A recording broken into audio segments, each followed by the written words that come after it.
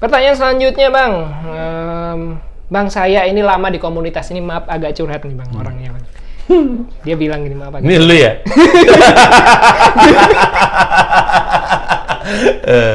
Kocak. Bang, saya lama di komunitas tapi karir mandek Bang. Harus gimana saya Bang? Lama di komunitas tapi karir mandek. Iya. Itu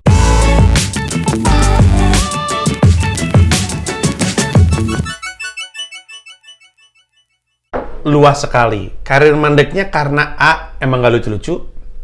Gak lucunya juga karena A, emang gak berhasil bikin pecah penonton, atau B, komunitasnya emang jarang ada penonton beneran. Itu dua aspek yang berbeda. Nah jadi tadi apa istilahnya, nggak maju-maju. Karirnya mandek. Karirnya mandek. Mandeknya karena nggak lucu, atau karena karirnya mandek karena nggak pernah dikasih kesempatan sama seniornya. Bisa aja kan. Karirnya mandek karena komunitasnya nggak pernah bikin stand up night lagi.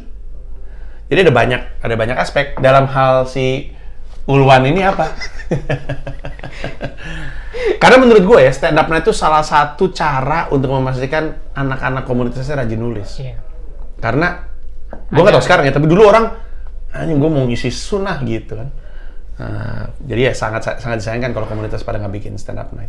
Kalau si Ulwan itu ada orientasi ya Bang, setidaknya kan kalau ada sun kan istilahnya panggung yang diberikan cuma-cuma kepada komika yang berusaha gitu kan dalam beberapa pengamatan beberapa bulan gitu, ternyata mereka yang layak. Nah ini kan biasanya target yang realistis gitu, daripada ngejob lalu dapat bayaran yang di stand up yang biasanya agak susah gitu. Nah ya, terkait ini tadi yang kan dibagi dua aspek nih Bang, dari komunitasnya maupun dari dirinya sendiri.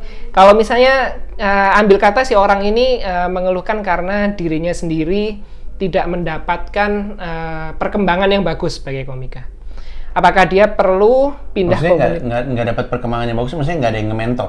Nggak ada yang nge-mentor, tidak merasa penulisannya mungkin berkembang, sehingga tidak dapat panggung, tidak dapat job kayak gitu. Apakah dia perlu pindah hobi atau pindah komunitas?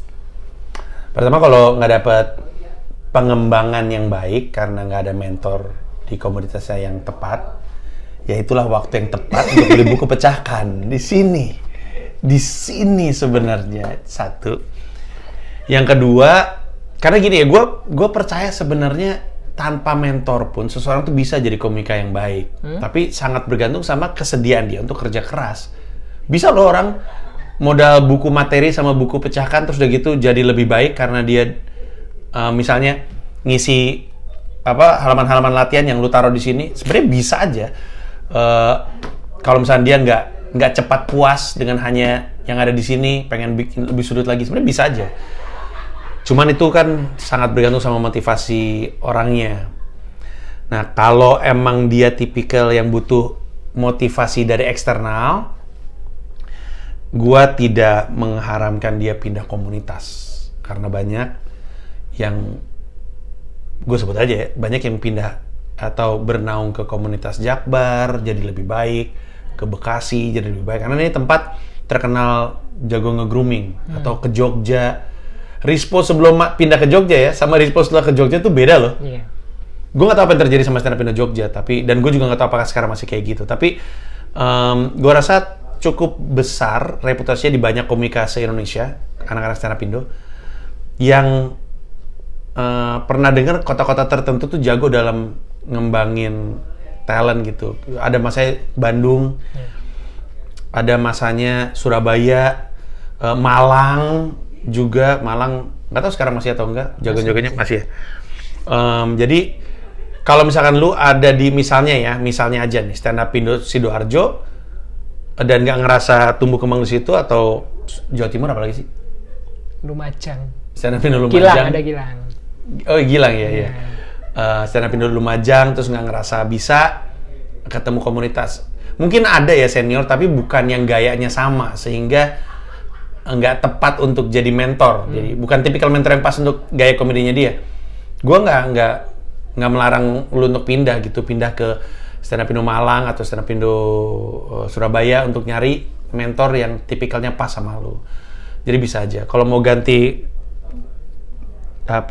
nggak stand up gitu dan ganti komunitas lain, ya nggak apa-apa juga. Tapi berarti ya udah, berarti lu nggak seniat itu untuk jadi stand up comedian, dan nggak apa-apa. Tapi awareness si orang ini bahwa merasa karirnya mandek itu kayaknya salah satu tahap juga ya untuk maju, karena dia merasa kayaknya nggak berkembang nih di sini, dan dia segera cari pertolongan gitu. Betul. Salah satu syarat perubahan adalah menyadari adanya kesalahan. Kalau dia nggak sadar, nggak ngeh, kalau dia mentok, dia nggak sadar kalau dia salah, dia nggak bisa berubah-berubah. Itulah yang, kalau nggak salah gue sama Ulwan pernah ngomongin, di komunitas tuh banyak banget, atau sama Bari ya, di komunitas tuh banyak banget yang abis open mic, ngebom, nggak kenapa-napa.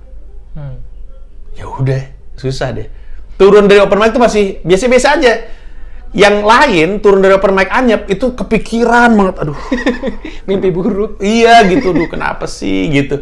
Kepikiran. Justru bahaya ketika orang turun nggak kepikiran sama sekali, karena dia nggak ada keinginan untuk berubah gitu, nggak ada keinginan untuk bertumbuh. Dan kita ya berdua ya, karena kita datang dari komunitas, harusnya sih pernah ngelihat orang-orang kayak gitu, orang-orang yang bertahun-tahun pakai set yang sama, terus nggak lucu-lucu masih dipakai juga, karena dia nggak peduli, menurut gue ya, dia nggak peduli soal bikin orang ketawa.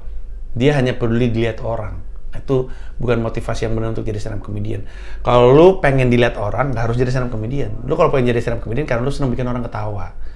Nah kalau lu senang bikin orang ketawa, lu gagal bikin orang ketawa, harusnya kepikiran.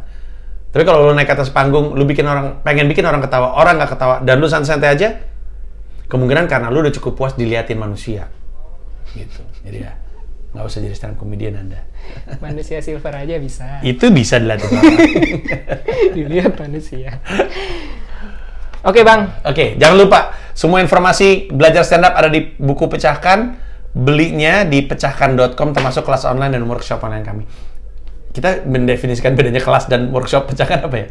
Kelas online tuh... Kelas online itu ada istilahnya apa namanya?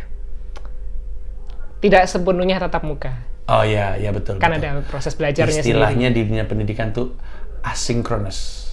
Iya, jadi ada lu belajar sendiri sesekali. Berapa lama sekali sih kelas online? Tatap mukanya? Tatap mukanya sekali. Sebulan sekali? Atau? Setiap course. Oh, per course sekali? Sekali. Jadi belajar, mendalami materinya, coba-coba sendiri. Kemudian di sesi akhirnya nanti bisa ketemu dengan pengajar-pengajar Pecahkan untuk konsultasi atau nyoba materi. Betul, dan beda-beda. Kalau yang kelas yang ada kami berdua tuh judulnya apa? Luwes presentasi di kantor dengan stand up comedy. Nah, jadi ketika ada tatap mukanya, ketemu gue atau ketemu Ulwan, ada kelas-kelas lain, ada berkarir sebagai komika. Dari joke pertama sampai open mic pertama. Itu yang ngajar Awe, Beler, dan lu. Ya. Yang satu lagi belajar stand up comedy dengan belajar bahasa Indonesia dengan stand up comedy. Yang ngajar Remin sama lu. Nah, jadi fasilitator yang ketemu sama lu pas tatap muka beda-beda tergantung kelasnya apa. Tapi itu informasinya juga, dan kalau misalnya mau ikutan bisa ada di kelas.com. Salah. Platform sebelah. Pecahkan.com. Pecahkan.com. Kelas.com juga gua ada di situ. Materi public speaking dan personal branding. Mungkin iklannya udah dilihat. Iya, mungkin udah muncul duluan iklannya. Oke, next question.